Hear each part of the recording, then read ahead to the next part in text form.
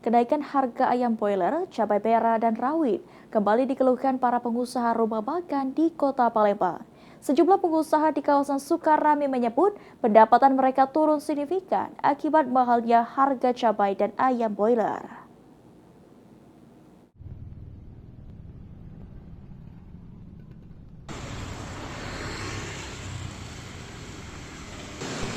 Beberapa pengusaha rumah makan di Palembang, khususnya Jalan RA Abu Samah, Kelurahan Sukabangun, Kecamatan Sukarame, saat ini menghadapi tekanan berat akibat naiknya harga cabai merah, cabai rawit, dan ayam boiler.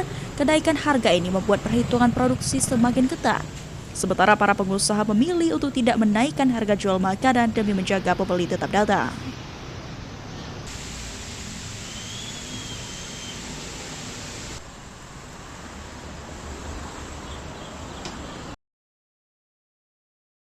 Harga cabai rawit kini mencapai Rp40.000 per kilogram dari sebelumnya Rp20.000 per kilogram.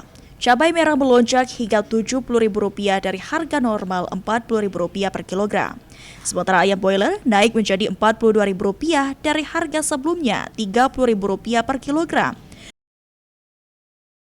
Lonjakan harga ini membuat penghasilan para pengusaha rumah makan merosot 20 hingga 50%.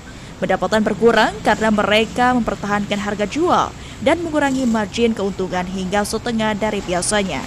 Pendapatan kita yang berkurang. Ya Pak, berkurang gitu. Banyak lah dari kenaikan ayam, dari kenaikan cabai. Kita tetap ya? Masih 10-20% ada.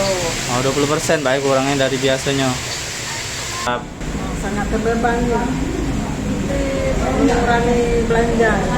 Belanja kalau untuk harga belum bisa dinaikin. Kita 50% ada lah. Setengah. Harganya naiknya kadang yang 2 kali lipat naiknya. Kayak cabai gitu 2 kali lipat naiknya.